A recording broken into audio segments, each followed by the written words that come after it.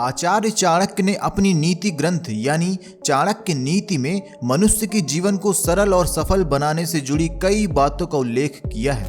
चाणक्य एक महान शिक्षक, कुशल अर्थशास्त्री और माहिर कूटनीतिज्ञ थे।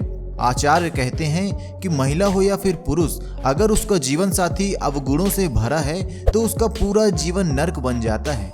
इसलिए जीवन साथी के चुनाव के समय कुछ बातों का ध्यान रखना बहुत जरूरी हो जाता है।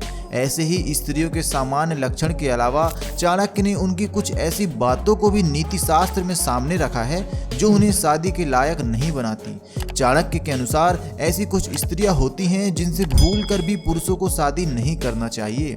आचार्य चाणक्य ने अपनी नीति में महिलाओं के बारे में काफी कुछ बातें कही हैं, जो कि महिलाओं का स्वभाव और उनकी सोच, महिलाएं किस तरह से व्यवहार करती हैं आदि से संबंधित है। तो आज की इस वीडियो में हम आपको बताएंगे कि कैसी महिलाओं से भूल कर भी शादी नहीं करना चाहिए। तो आइए जानते हैं। नंबर 9, सुंदरता। कभी किसी स्त्री की सुंदरता देख उसके लिए पागल ना हो जाएं। जी हाँ, स्त्रियों की सुंदरता ही सब कुछ नहीं होती है। यदि कोई पुरुष सिर्फ सुंदरता के आधार पर ही किसी स्त्री से शादी कर लेता है तो हो सकता है उसे बाद में जाकर काफी पछताना पड़ जाए। यह जरूरी नहीं है कि जो दिखने में सुंदर हो उसका मन भी सुंदर ही हो, क्योंकि सुंदर काया होने के बावजूद हो सकता है उसके मन में खोट हो। नंबर 8, संस्कार। चाणक्य के अनुसार जहां अच्छे संस्कारों वाली महिला किसी भी घर को स्वर्ग बनाने का दम रखती है, तो वहीं बुरे संस्कारों वाली स्त्री अपने पूरे परिवार में तनाव पैदा कर देती है। वह पूरे परिवार को बर्बाद कर सकती है। आपके लिए अच्छा यही होगा कि आप ऐसी किसी स्त्री से शादी करने से बचें। घर में अगर कला हो तो आपकी निजी जिंदगी भला कैसे खुशहाल हो सकती है। नंबर 7, नकारात्मकता। कुछ महिलाएं आए दिन शादी के बाद अपने रिश्तों को तोड़ने की बात करती रहती हैं। तो जान लें कि ऐसी स्त्री आपके व आपके परिवार के बारे में हमेशा नकारात्मक ही विचार रखती हैं। वह ना सिर्फ आपका दिल दुखाती हैं बल्कि परिवार को भी हानि पहुंचाने की तरकीब करती रहती हैं। भलाई इसी में है कि आप ऐसी स्त्री से बचकर रहें। नंबर 6, लोभी महिलाओं से दूर रहें। कुछ महिलाएं पैसों के लिए ही जीती हैं। पैसों का मोल उन्हें पता नहीं होता और वह खुले हाथ अपने पति के मेहनत के पैसे ऐसे ही उड़ाती नजर आएंगी। आचार्य चाणक्य के अनुसार ज्यादातर महिलाएं ज्यादा से ज्यादा धन को प्राप्त करने की लालसा रखती हैं और साथ ही धन व सोने के आभूषण के प्रति उनका लगाव ज्यादा रहता है।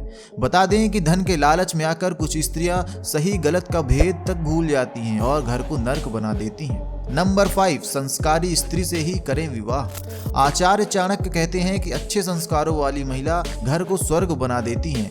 वह पति और उसके पूरे परिवार का ख्याल रखती हैं, लेकिन बुरे संस्कारों वाली स्त्री सब तहस नहस कर देती हैं। विवाह के लिए स्त्री के संस्कार, उसका स्वभाव, उसके लक्षण, उसके गुण अवगुण के बारे में जानना जरूर चाहिए।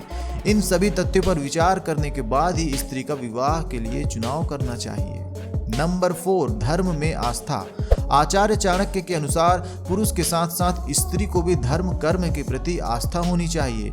जब भी शादी के लिए लड़की देखने जाएं तो यह जरूर देखें कि वह स्त्री धर्म कर्म में आस्था रखती है या नहीं।